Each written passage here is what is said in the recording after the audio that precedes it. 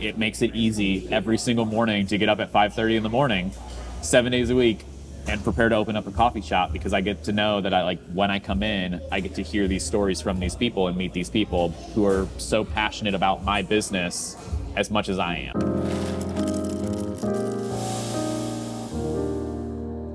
Welcome to the LongStory Short Podcast. My name is Owen. I'm a videographer and content creator and regular here at LongStory Coffee in Belleville, Illinois.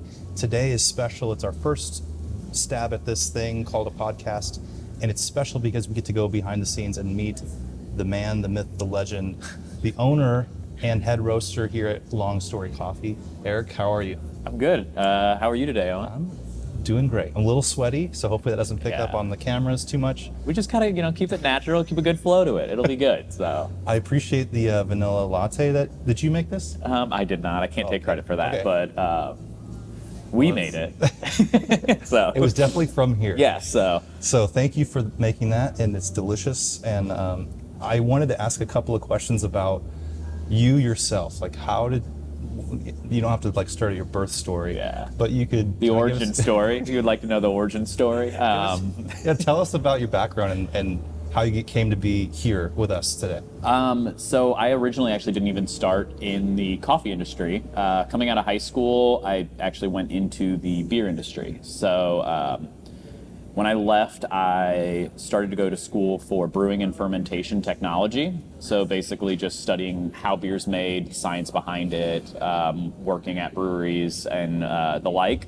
And when I got out of school, I started working at Four Hands, which is a local brewery in St. Louis, as a brewer there. Worked there for a little over a year before moving to Anheuser-Busch, working for Anheuser-Busch on their distribution side of things. So selling beer to the different stores, restaurants, convenience stores, things like that. And then stayed there for a couple years before moving on to Schlafly, which is like a regional sized brewery, big brewery in St. Louis, as a sales manager.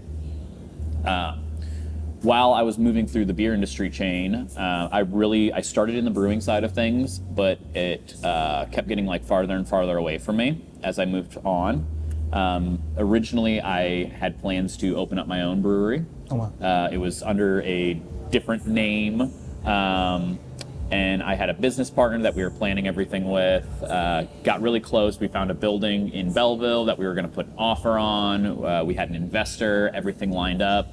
And then all of a sudden, a couple weeks before we were getting ready to close on things, our investor had to pull out. Had some, family, friends issues going on. Ended up pulling out of that. So got, put on hold for a second. We were trying to figure out how to realign all of that. And then afterwards, as we were trying to readjust, my business partner ended up going his own way as well.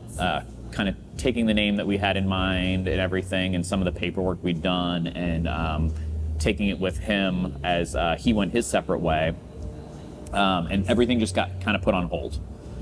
As all this was going on, I had a lot of friends and everybody that knew we were planning a brewery, and they just kept asking, what's the deal with the brewery? What's going on there? And I just kept saying, it's a long story. Salt on the wound. I know. It's it's a long story. It's a long story. And one of my friends was like, oh, that's a way better name than the other one that you guys had. And I was like, what are you talking about? And he's, long story. He's like, that's such a great name. And I was like, didn't mean it in that way. He was like, but I do like that name. And so I actually ended up patenting that name 6 years ago, filing for a license in Belleville and an LLC and holding on to that name. I was like, I don't know what I'm going to do with this, but nobody's using it and I want it. Yeah. So then, as I said, I was continuing through the beer industry. As I was at Schlafly, I wasn't even brewing beer anymore.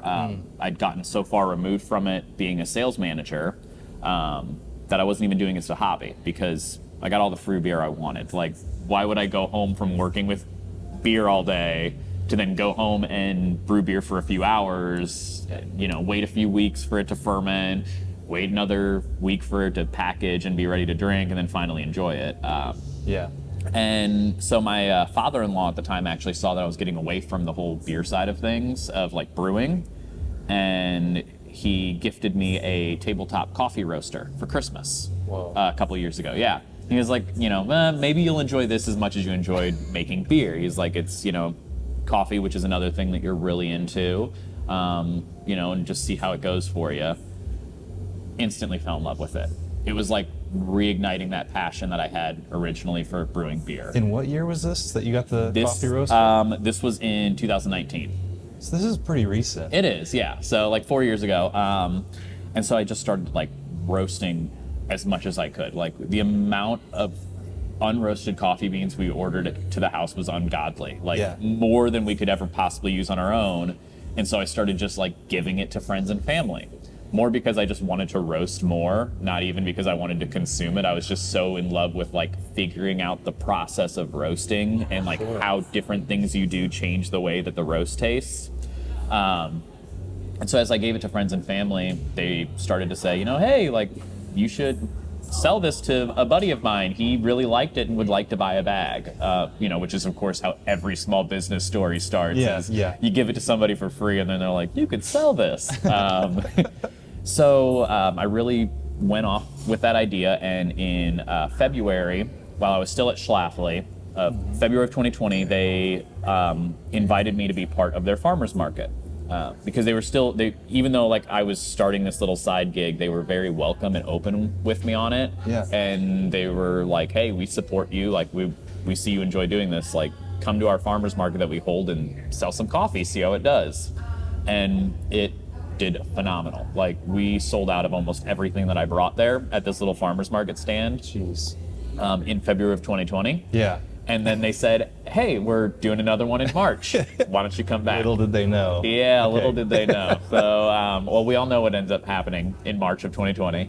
But it really made me kind of change what I was planning for the business. Because as I was starting to like nurse this little baby business, I was like, we'll go to farmer's market and I'll be right in front of customers and I can tell them all about the coffee and they can taste it with me. Well, not anymore. So we kind of changed it up, ended up getting online, setting up a Square website, putting all of our coffee up online there, and then offering shipping and contactless delivery. Went about that for a few months until by like late summer, everything started to reopen again. And we got invited to a farmer's market in O'Fallon. And so we started doing the Vine Street Market in O'Fallon, which reignited that passion for the farmers markets. We got a lot of customers coming in, getting that face-to-face interaction. It really helped. Yeah. So year after year, we went there. 2020 went at the end of the season. We did a full season in 2021, which went really, really well. We grew a lot then. And then 2022, we were going back to the market, starting off even stronger than we did the previous 2 years, getting bigger and bigger. And we were approached about a coffee shop being available to rent in Belleville. Yeah. So the location that we're in right now used to be another big coffee shop for Belleville. It was Balance Coffee. Yeah. He ended up moving to Arkansas, relocating with him and his wife, and the building was for sale. And I was like, if I ever want to do a brick and mortar in Belleville, if I don't do this location, somebody else is going to move in here. Somebody else is going to open this location up. And when I open my spot, then I'm going to have a competitor. Yeah. And so I was like, this place, people already know it as a coffee shop. They already know it as a roastery. It's already got a special place, but I can make it my own. Yeah. So we moved in May of 2022, expected to be open by August. But as we were peeling back the layers of this late 1800s train depot, we kept realizing that there was more and more work we wanted to do, things we wanted to change. So August got pushed back to September all the way to November. Finally, it was mid-December. We get a call from the city of Belleville. It was December 15th at 4 p.m. They said, hey, your business license is ready. You can open tomorrow morning, December 16th. It was a Friday, if I remember. They said, you can open tomorrow morning. We'll have somebody run up your license in person to you so you can open. Wow. So with less than a day notice, we opened up on December 16th. And we've been going ever since. So I've been here every single day since December 16th. Oh my gosh. Christmas Day was the only day we were closed. But I had to come up here because we had sold so much coffee in that first week. Yeah. If I didn't come here and roast on Christmas, we wouldn't have been able to open the days after. Oh my gosh. So it was awesome, really, really good reception. Obviously going from the long story from where I started in the beer industry to where I am now in the coffee industry. It was a fun path getting here. So, okay, a couple of questions there. Yeah. One, most people that start into roasting, get like the instant popcorn poppers from like the 80s and 70s or whatever. You skipped right past that stage into, I would say, what the unit you were using to roast with at first, was that like an intermediate device, like an expert device, like? So, It was a little bit past. So yeah, you're like popcorn popper. That is very traditional. But I do think that with the way that technology is increasing these days, there's a new like entry level coffee roaster. Okay. It's an air roaster. So basically, it's like a little glass tube that you put your beans in, and it like heats the air, and they blow around in this tube, and that's how they roast inside of there. And it's a couple $100. It's called an SR 800, and I think like that's the real big like entry level roaster now.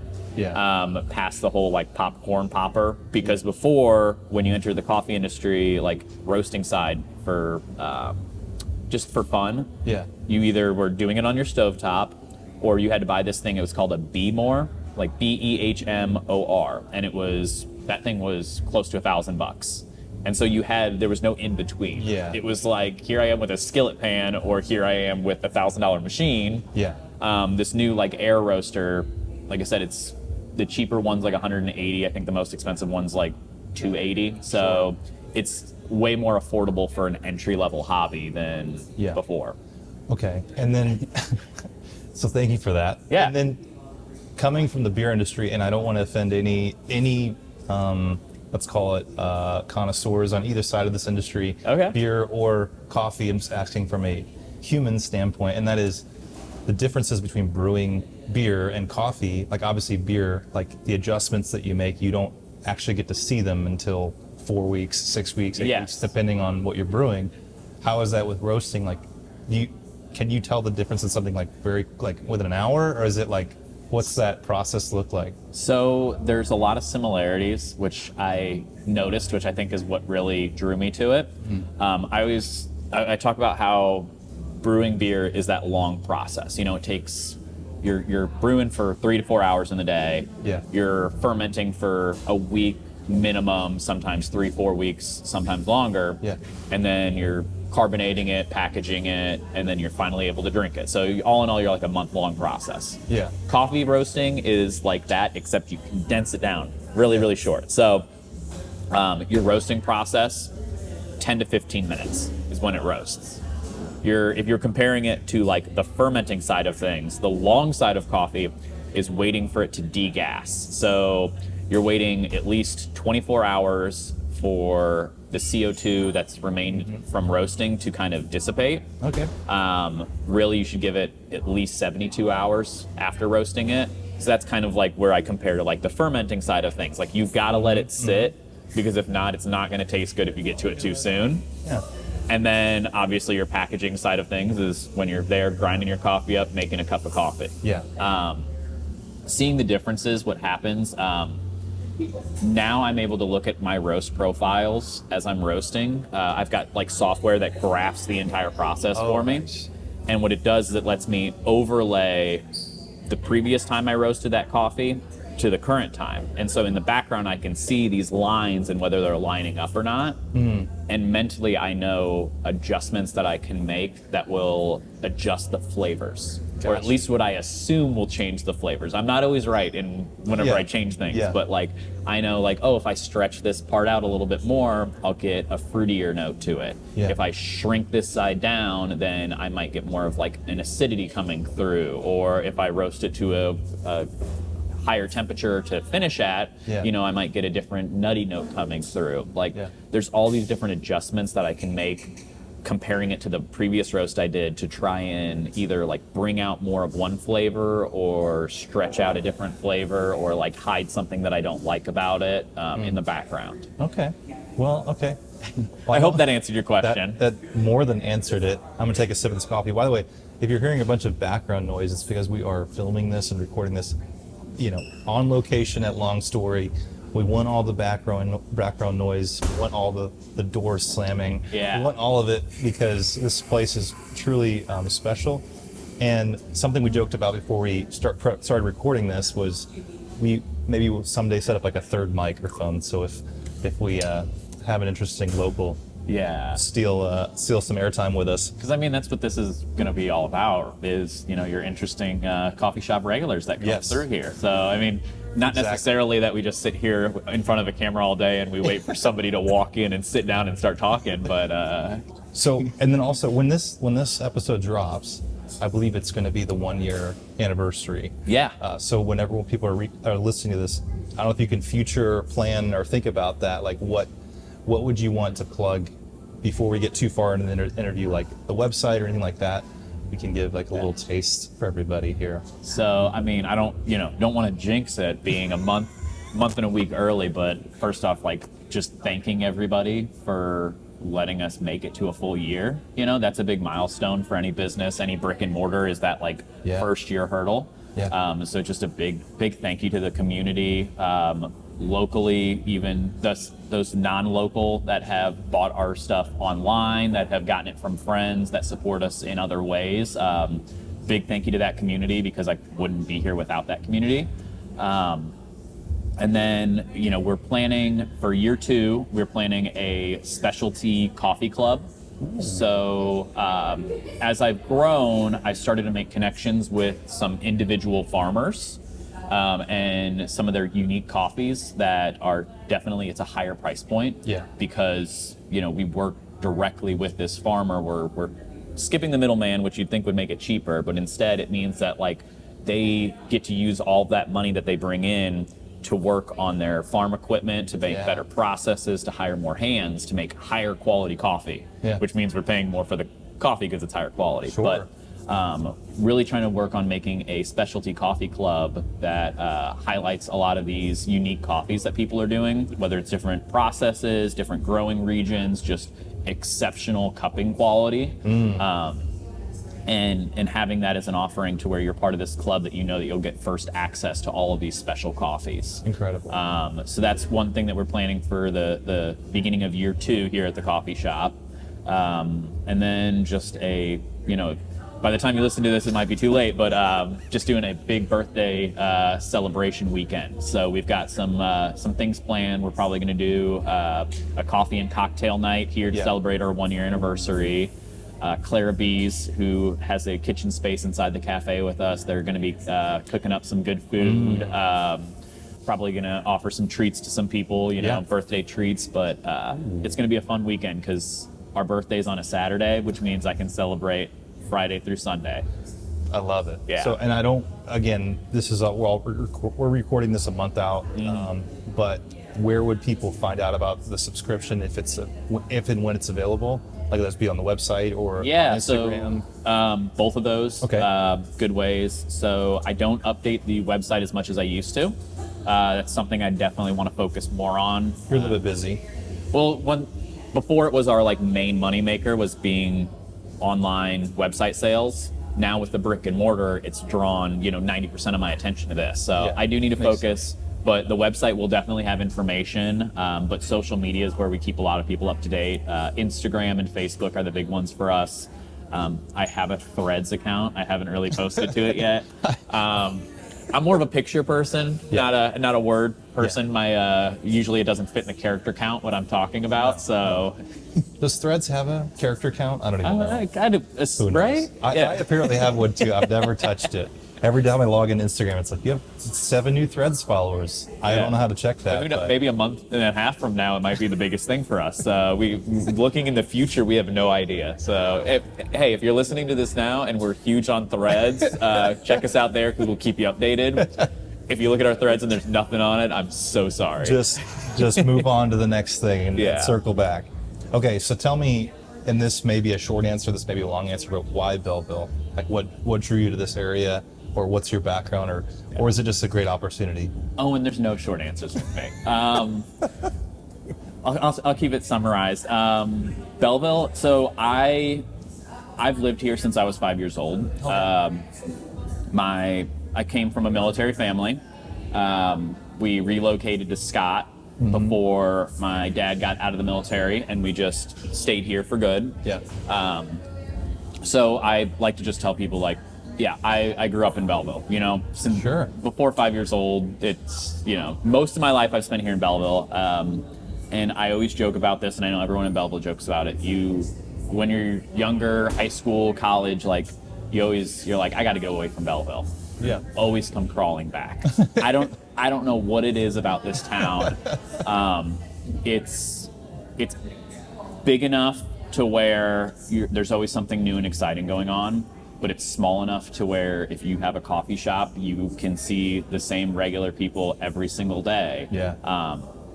And that's the beauty of it.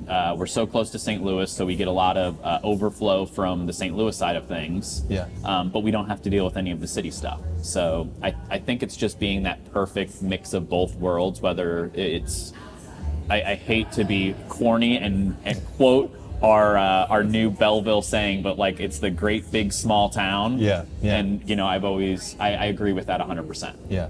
Well, that's great. And to be honest with you, I did not know you grew up in Belleville, so that's great to know. And in fact, I think people listening to this that aren't from Belleville won't really care. But people that are, that live in Belleville or that call Belleville home will be really, it's definitely one of those that you want to support businesses here. And no offense to Belleville, but sometimes businesses in the past have come in, and I feel like there's some hobby businesses here that aren't like, they're funded by the retirement money or things like that. And so I really like to see businesses like yours and there's others around town like thriving, where it's like, oh no, they get it. This isn't just like a fun thing. No, this is their life. This is their lifestyle. It makes such a big difference. And like, I feel like the people in the community that get that really are drawn to that. And I know we want to keep this podcast long story short, as it were. So I don't want, the couple of things I wanted to touch on was obviously your background, personally, and then a little bit about your business background. And then we will get into some business questions as well, because I think that'd be helpful for our listeners. But one of the things that you talked about with the coffee subscription was the sourcing and the cupping. This is a hot button subject I'm sure we could go forever on, but specifically sustainability and ethical sourcing is such a important kind of linchpin in the coffee world, from what little I know about it. Like, how do you approach that conversation, or like how do your values line up with that conversation? So it's a little bit easier being a specialty coffee roaster, I will say. So they group coffee into like two different ways. It's commodity coffee, which is, you think your Folgers, grade coffee, things like that, your very big mass-produced coffees, and then there's your specialty. All of the coffee, it's graded from the farm. So basically, they look at the imperfections that are in the bean, if all of it was harvested while they were ripe, the taste of it, the quality of it. A lot of factors go into grading it, whether it's commodity or specialty. There are a lot of the issues in the coffee world, in the producing side of things. The ethical things are in the commodity side, because those people are constantly, the ones buying commodity are trying to get the cheapest price they can, because they're trying to keep their coffee as cheap as possible. Luckily, on our side of things, the specialty side, it's not as bad, because we're trying to recognize the quality in the coffee, and we're trying to source the best tasting coffee we can. And a lot of specialty coffee roasters understand that you've got to pay money to do that, because you've got to support these farmers. They need the equipment, they need the hands on deck, they need the land. A lot of these things all go into the growing of the coffee. And so when we first started I first started, I was sourcing a lot of my stuff from a wholesale partner.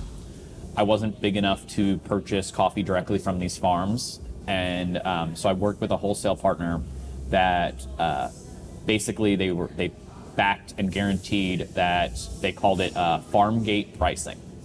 So which that meant is that every employee on that farm was paid a livable working wage. Oh, that's awesome. And then when it went to the processing facility, everybody that was in the coffee processing facility made a working livable wage. And then when it made it to the shipping facility, the same deal, because just because the farmers are making enough money doesn't mean that when they're sending it out to a processing plant that those people are, or that when they're sending it to these shipping facilities, you know, in these third world countries, that those people are as well. Yeah. So we were lucky enough to work with a wholesaler that was guaranteeing all of these small farm lots were coming from that traceability of being ethical, ethically sourced, and then livable wages were getting paid. Yeah. And then with some of these new coffees that I started sourcing directly from farmers, just when you get on the phone and talk with one of these guys, or they have a family member that's come through the area, which we had recently, one from Brazil and one from Colombia that were in here that just heard about us, drove through, wanted to meet me. Talking to them directly, that's cool. I mean, it's a really cool experience, but it's also like, you know that they are treating their farms correctly just because talking to them firsthand, because they're the ones that are out there doing it themselves. So knowing that all that is then ethically sourced. Well, that's awesome. I love to hear all of that. I know people listening to this care about that kind of stuff. So the concept of the third place, which I'm sure we're all familiar with, but if we're not, it's just that idea of people go to work, they go home, but then they need this third place in their life. How do you feel like LongStory contributes to that idea? So this is another thing coming from the beer industry, which I love. As you said, like bars. Cheers, right? Yeah, that used to be a very big thing. Was bars were that third space for people. Yeah. You'd get off work and you'd go to the bar and you'd see your neighbors, you'd see your friends, you'd see your family there. But I always felt like there's that big stigma of you got to have a drink in your hand. Yeah. I love, part of the reason why I love the coffee industry and coffee shops and stuff is that there's none of that pressure. Yeah. I mean, we're open till 6 o'clock. I'd love to be open into the evening, even later, but I always see that coffee shops are a no pressure place that you can sit here, you can get some work done. Nobody's pressuring you. You don't have to drink alcohol. You don't have to be up until 1 o'clock in the morning, partying. Like, it's a wonderful third space because it's a very relaxed environment. I built it to where I wanted to be open to conversation. Whether it's, you're grabbing a table in the middle of the dining area, you're sitting on our couches in our living room area having a conversation, or maybe you just came here by yourself and you take a seat at our bar. So like I built a coffee bar basically like you have at a bar. Because some people like to just sit up there and have a conversation with our baristas, basically like they're your daytime bartenders. But, it's nice because especially in coming back to 2020, like everyone became so isolated for the longest time, really closed off their friend circles, and you reopen the world, and some people come here to meet friends and talk, but some people come out here just because they want to get out of their house and maybe have a little bit of a conversation. Right. And so sitting at that bar, talking to the baristas just about your day or about their day, sometimes it's a really nice thing to have that third space availability. Yeah, and you've done a great job too of your staffing. Like your folks here have been great. I can speak to that. So great job there. Thank you. Have you? I will ask my next. But a question in the back of my head is, what do you do when a barista doesn't fit that bill? Do you just let the air out of their tires? Oh my God, we don't have that problem, luckily, because when I'm looking for our baristas, the main thing I always look for is personality. Yeah. That's where I started with hiring. You can teach somebody to make a cup of coffee. Yeah. Is it difficult? Yes. Is it going to take some people longer than others? Yes. Yeah. But for me, it is that whole third space environment. You want it to be a welcome environment. You want somebody that's going to be able to talk to you, open up to you, and you're going to enjoy speaking with them. And so for me, personality was the number one thing. So it hasn't been one of those things where I hired somebody because I was like, oh, you got great barista experience. Then I'm like, but nobody wants to talk to you. No one wants to talk to you. I think you've hit the right method there. So, okay, shifting into kind of our business direction here, because like you said, this is a third place even for people that have side hustles, and the whole premise of this podcast is to pull in people that have interesting stories and interesting jobs that we could share. But you as an entrepreneur, what are some lessons you've learned from starting this business from zero, going through COVID? We don't have to hit all the COVID stuff, because I feel like that's like people are kind of tired of that, but you can if you need to. Nice. That you'd want to pass on to people considering starting their own business. It's going to be really, really hard. No matter what people tell you, it's going to be probably one of the most difficult things you ever do in your life. It's going to take 100% of your time and energy if you want things to succeed. But go into something you have a passion for, and know that like you're going to spend every waking moment, and probably your dreams as well, in this idea, this business that you have in mind. Because when I started this, it was a big thing for us. Moving over, slowly switching my day to day from beer to coffee. But it was, we had to go through the SBA, the Small Business Association, for funding, because I didn't just have a big bankroll to be able to fund this project. So that was a very long process of basically opening up my entire financial life to let them know whether or not to loan us money. Wow.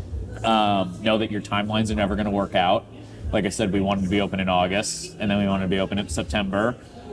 We didn't open until December.